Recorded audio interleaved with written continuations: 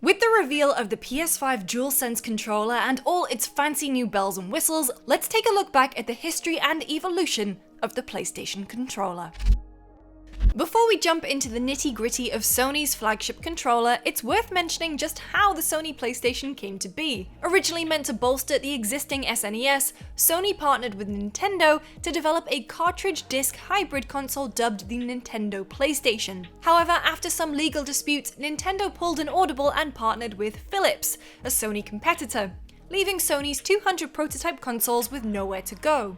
Luckily for us, instead of giving up on the project, Sony quickly got over the breakup and eventually released its own console, the PlayStation.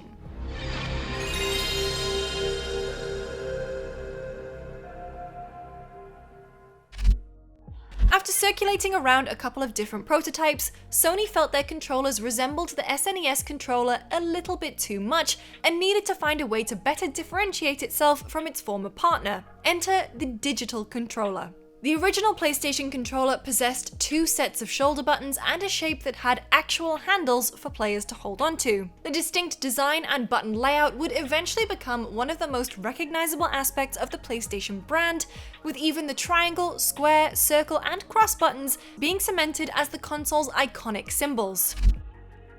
With PlayStation games making significant strides in the still new 3D space, Sony would eventually release an enhanced controller that allowed for more sophisticated control. Along with longer shoulder buttons, the dual analog controller was released with two analog sticks and a slightly larger shape compared to its predecessor, giving players a greater range of movement and precision than ever before. While the introduction of analog sticks was overall a welcomed addition, the use of it over the traditional D-pad was still a relatively new idea. So much so that Sony even added an analog button in the center of the controller, giving players the option of turning them on and off.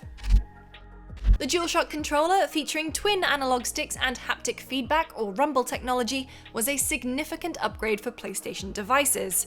With analog support on the rise, popular games like Metal Gear Solid also took advantage of the new rumble feature by making clever use of the function during some of the game's most iconic moments. Now I will move your controller by the power of my will alone.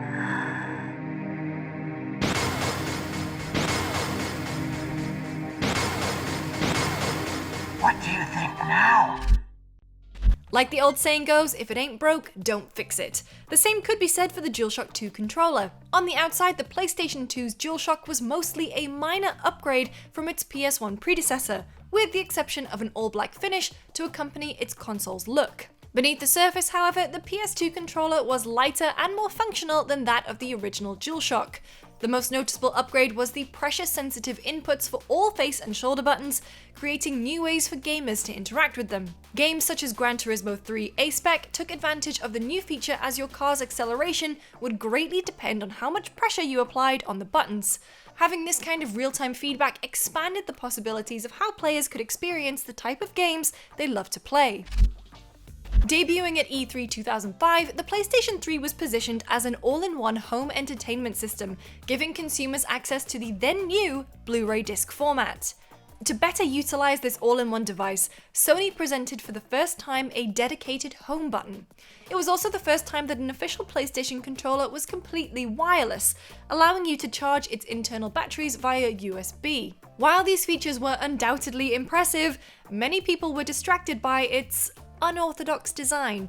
The new design was intended to reflect the new and more modern approach of the PS3, but the overall negative feedback prompted Sony to go back to the drawing board, making the Sixaxis more in line with controllers that came before it.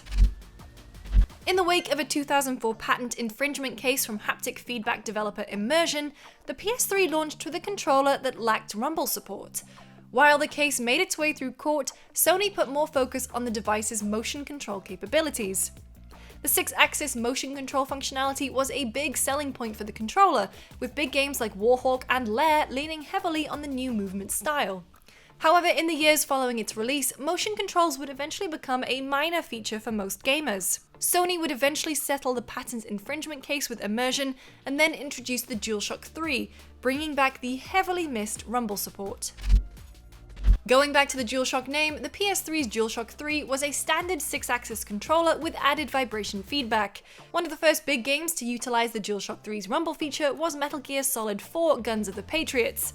And much like how the original Metal Gear Solid broke the fourth wall to acknowledge the Dualshock, MGS4 also included some moments where it singled out the controller, even poking fun at how the Sixaxis didn't have haptic feedback.